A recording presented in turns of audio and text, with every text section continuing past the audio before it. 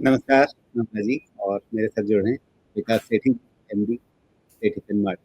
विकास जी, बहुत स्वागत है आपका।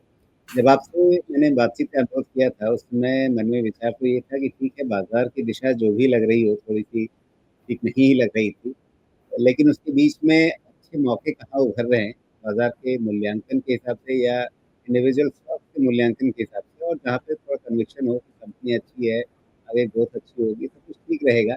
तो बाज़ार कमज़ोर भले भी हो, लेकिन हम थोड़ा-सा इन शेयरों में दाँव लगा लेकिन इतना बढ़िया संयोग है कि आप हमारे साथ आज जुड़े हैं और आज से ही बाज़ार में लग रहा है कि मतलब थोड़ा जो लोगों के चेहरे एकदम मुरझाए हुए थे, वो खिल गए हैं।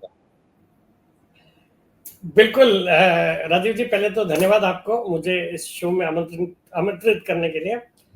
बाकी जैसे आपने ठीक ही कहा, आज कोइंसिडेंटली जब मैं काफ़ी दिनों बाद जुड़ा हूँ आज आपके साथ, और आज ये तो पहले से ही तय था कि आज अपन मिलने वाले हैं, और बाजार में एक धुआंधार शानदार तेजी पिछले 3-4 महीनों में एक सबसे अच्छा बाजार आज के दिन देखने को मिला। और वैसे भी पिछले कुछ दिनों से मुझे ये लग भी रहा था, मतलब अगर आप हफ्ता 10 दिन भी पीछे चले जाए तो हम क्या थोड़ी रेजिलियंस दिखा रहे थे। मतलब जिस तरह से हम जी, पिछले 2-3 महीने से टूट रहे थे, मतलब खराब न्यूज आ रही थी, उसमें लगता था आज तो निफ्टी 200 पॉइंट नीचे जाएगा, खुलता भी था 200 पॉइंट नीचे, बट वो फिर रिकवर होके एक रेंज बाउंड लिमिट में बंद होता था, तेजी नहीं होती थी बट उतना गिरता नहीं था, which was a clear indication कि एफआईएस भी लगता है बेच बेच के थक गए हैं, या रिटेल का भी जो पैनिक है, एचएनआई का भी जो पैनिक है वो कम हुआ है। तो इस तरह के इंडिकेशन आने लगे थे लास्ट वीक।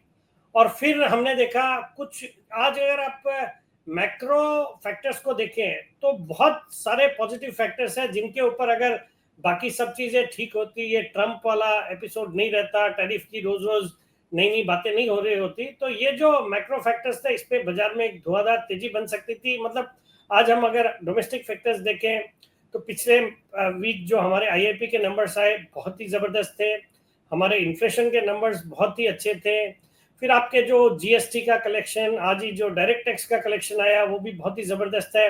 और सरकार भी जिस तरीके से, हम पिछले 2 क्वार्टर में इलेक्शन ईयर के वजह से काम नहीं हो रहा था, वहां पे भी एक तेजी आ रही है कैपेक्स में, जो सरकार के एक्सपेंडिचर में। तो और फिर मुझे लगता है, और वैल्यूएशंस जो पिछले 3-4 महीनों के करेक्शन के बाद हर सेक्टर में वैल्यूएशंस काफी ठीक हो गए। मतलब आकर्षक अगर नहीं भी हुए तो अपने हाइट से तो काफी अच्छे हो गए। तो ये तो हो गई डोमेस्टिक फैक्टर्स की बातें। और अगर इंटरनेशनली भी देखें तो जबरदस्त मूड माहौल है हमारे लिए। जो चीज पॉजिटिव है, हम डॉलर इंडेक्स देखते हैं वो $110 वाला आज 103-4 के आसपास आ गया। हम बॉन्ड यील्ड्स देखते हैं वो 5% से घट के आज 4.25% पे आ गई।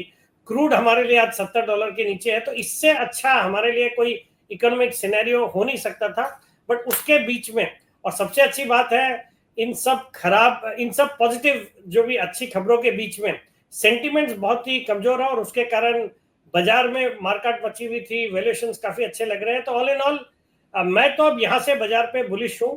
थोड़ा पेन और हो सकता है, बाजार में बॉटम प्रेडिक्ट करना बहुत ही मुश्किल है, बट स्टैगर्ड रूप में जिनका मीडियम से लंबी अवधि का नजरिया है, जो साइडलाइंस में वेट कर रहे थे, India's long term bull story या लॉन्ग टर्म जो स्ट्रक्चरल ग्रोथ स्टोरी है वो रिमेन्स इंटैक्ट। और मुझे लगता है इस बाजार में बिल्कुल एक निवेश करने का मौका है, स्टैगर्ड रूप में निवेश करने की सलाह रहेगी।